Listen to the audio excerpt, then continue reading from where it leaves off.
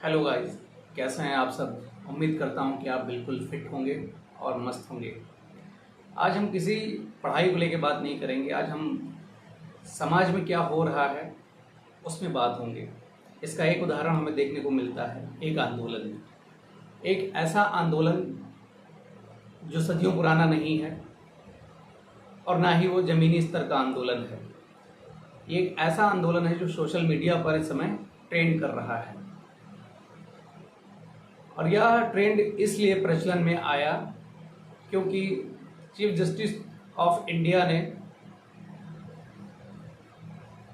बेरोजगार युवाओं की तुलना कॉकरोच से कर दी और वहीं से एक अभिजीत दीप के नाम के व्यक्ति ने सोशल मीडिया पर एक अकाउंट बनाया और उसका नाम रखा कॉकरोच जनता पार्टी।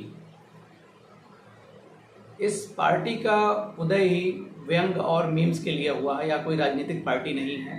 यह सिर्फ एक सोशल मीडिया प्लेटफॉर्म पर बनी हुई पार्टी है।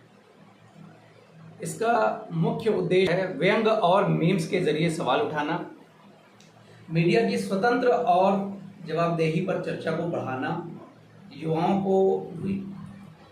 की आवाज़ को उठाना, महंगाई और आर्थिक दबाव जैसे मुद्दों पर सरकार का ध्यान खींचना। ये इसका मेन उद्देश्य है। और इनकी मांग क्या है? इनकी मांग ये है कि भारत में यदि कोई भी जस्टिस रिटायर होता है तो उसे राज्यसभा सांसद के लिए न भेजा जाए, यानी कि उसे सीट न दी जाए। ये मांग ये भी है कि अगर कोई सही वोट डिलीट किया जाता है तो चीफ इलेक्शन कमिश्नर पर यूएपीए की धारा लगाई जाए। और तीसरे पॉइंट पे इन्होंने संसद में बिना संख्या बढ़ाए सभी चुने हुए ऑफिस और कैबिनेट पदों पर महिलाओं की 50% की भागीदारी को लेकर आवाज़ उठाई है, यानी उसकी मांग की है। चौथी मांग है इनकी इंडिपेंडेंट मीडिया।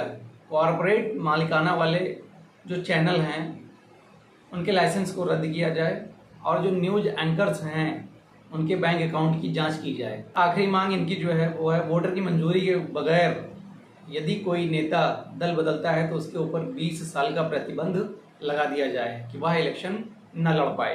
इन सब बातों को लेके यह पार्टी आगे बढ़ रही है सोशल मीडिया पे बहुत तेज़ी से, यहाँ तक कि इतनी आगे बढ़ गई है कि बीजेपी के लगभग इंस्टाग्राम पर फॉलोअर्स 8 से 9 मिलियन के आसपास हैं और कांग्रेस के 13 साढ़े 13 मिलियन के आसपास फॉलोअर्स हैं, जबकि कॉकरोच जनता पार्टी के लगभग 20 मिलियन के आसपास फॉलोअर्स पहुंच गए हैं। यानी कि आप देख सकते हैं कि युवाओं में किस कदर से भड़ास भरी हुई है कि वो इंस्टाग्राम के ज़रिए निकाल रहे हैं। इससे यह पता लगता है कि हाँ, जनता किस तरह से अपनी भड़ास निकाल रही है सोशल मीडिया के ज़रिए।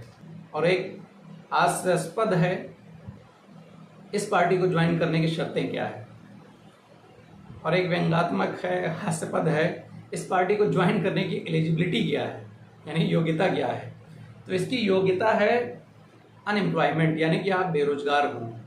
दूसरी चीज़ लेजीनेस, यानी आपके अंदर आलस से तो भरपूर भरा हो, देश में कुछ करने की चाहत हो लेकिन आलस की वजह से आप कुछ कर ना पा रहे हो।